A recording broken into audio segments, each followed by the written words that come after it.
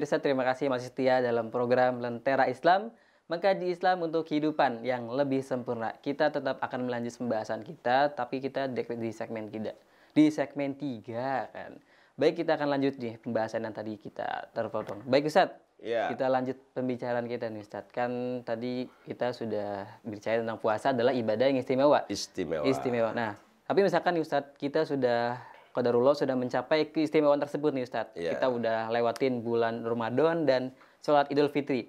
Nah, setelah itu bisa kan Ustadz, bisa tetap akan jadi istimewa nggak Ustadz? Kita udah meninggalkan bulan Ramadan nih Ustadz. Gimana caranya biar agar istimewanya tetap terjalan Ustadz? Ya, baik pemirsa yang dimuliakan Allah Subhanahu wa taala. Puasa itu benar-benar amaliyah yang istimewa di hadapan Allah, sehingga di dalam hadis qudsi pun Allah Subhanahu wa taala katakan bahwasanya as-saumu li. Puasa itu untukku, kata Allah, bukan untuk kamu sekalian. Kamu nahan lapar, nahan dahaga, nahan nafsu kamu, nahan syahwat kamu, nahan berbagai macam yang membatalkan. Itu semua adalah puasa itu untukku, kata Allah. Wa ana ajjibihi, dan aku yang berhak membalas orang-orang yang melaksanakan ibadah puasa. Maka inilah istimewanya puasa di bulan suci Ramadan. Bahkan menjadi pendidikan pemirsa. Bagaimana seorang hamba ini akan mengenal Allah Subhanahu wa taala kadarnya di bulan suci Ramadan. Kalau dia semakin dekat kepada Allah, semakin baik dia dalam melaksanakan ibadah kepada Allah, semakin dekat dirinya kepada Allah, maka ini pun akan menjadikan asbab di mana kemudian nanti setelah ditinggal bulan mulia daripada bulan suci Ramadan. Tentunya sebaiknya bertahan, lebih baik lagi, lebih mendekatkan diri kepada Allah Subhanahu wa taala. Kenapa? Karena meyakini Ramadan ternyata bulan anugerahnya Allah Subhanahu wa taala. Ramadan adalah bulan di mana Allah Subhanahu wa taala menjamin seluruh manusia. Allah lah yang menjamin. Ramadan tamu, yang jamun adalah Allah. Allah nggak bakalan kekurangan tentang jamuan. Apapun manusia minta yang beribadah kepada Allah, Allah kabulkan. Dia minta ampun, Allah ampunkan. Bahkan bukan hanya dosa kecil, dosa-dosa besar diampuni oleh Allah Subhanahu wa taala. Orang yang minta rezeki dikasih sama Allah, pengen minta selamat dikasih sama Allah, pengen minta Allah jauhkan dari api neraka, masuk ke dalam surganya, Allah beri. Inilah Ramadan yang merupakan tamu dijamin oleh Allah yang maha melayani seluruh tamu-tamunya, dijamu oleh Allah Subhanahu wa taala. Sehingga bagaimana Rasulullah Shallallahu Alaihi Wasallam mengatakan, di mana selesai manusia ini melaksanakan ibadah suci Ramadan, di mana selesai ini Ramadan, baka malaikat, menangis malaikat, ditinggal bulan suci Ramadan, menangis langit bumi, seluruh makhluk menangis, ditinggalkan bulan suci Ramadan. Selesai, kawaladatu ummuh, ibarat bayi yang baru lahir, bersih tanpa ada dosa, masuk ke dalam surganya Allah Subhanahu wa taala. Berarti bisa menjadi tetap istimewa kan Ustadz kalau kita menjalankan ibadah Ramadan dengan sempurna. Harus sebenarnya. Karena Ramadan akan menjadikan pendidikan buat kita untuk ke depan, tentunya 11 bulan harus jadikan ini sebagai pelajaran. Nah, tapi Ustadz ada nggak nih tips dan triknya untuk tetap menahankan ibadah kita di saat bulan puasa, di bulannya lagi kita tetap kayak sama nih sama bulan puasa. Ada nggak Ustadz tipsnya? Tipsnya adalah begini. Ramadan adalah merupakan pendidikan bagi kita. Sungguh bersyukur Allah sampaikan umur kita kepada bulan yang mulia ini, di mana Allah ampuni seluruh dosa-dosa kita.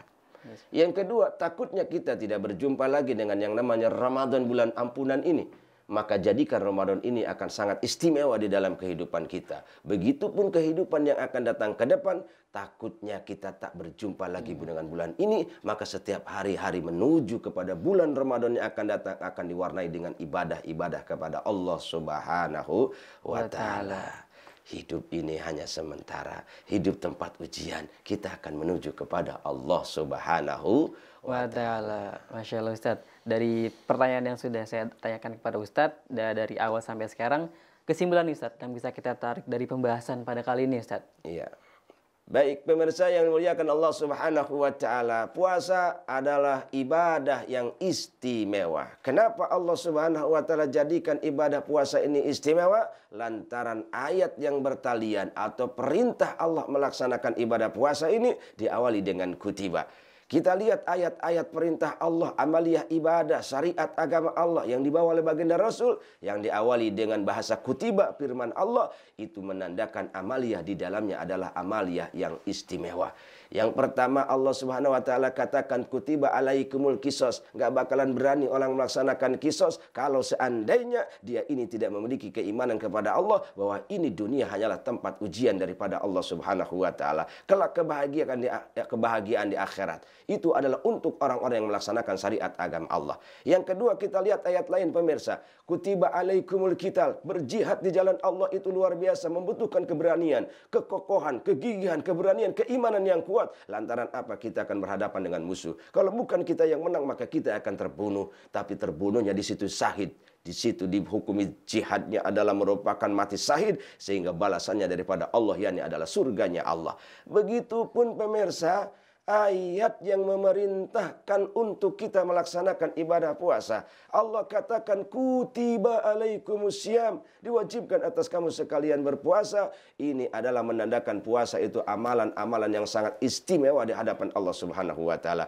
Begitupun Rasul pemirsa memerintahkan kepada kita, yakni innallaha farada alaikum siyamuhu wa qiyamuhu. Ternyata bukan hanya siam tapi qiyam ini pun membawa derajat kedekatan kita kepada Allah. Sehingga Rasul katakan dalam hadis qudsinya, as-saumu li wa ana ajjibihi. Puasa itu untukku kata Allah. Lalu Allah sang hak membalas kepada orang-orang yang melaksanakan ibadah puasa. Tentu pemirsa, kita semuanya bermohon kepada Allah Subhanahu wa taala agar Allah berikan kekuatan kita bisa melaksanakan siyamur Ramadan dan qiyamur Ramadan, dan nanti selesai Ramadan ini kawaladatu ummu, yakni adalah bersihkan diri kita ibarat bayi yang baru lahir masuk ke dalam surganya Allah Subhanahu wa taala. Amin ya Allah ya rabbal alamin. Masya Allah, tentunya banyak kesimpulan yang bisa kita ambil nih Ustadz untuk bisa mencapai keistimewaan ibadah di bulan puasa atau bulan Ramadan nih Ustadz.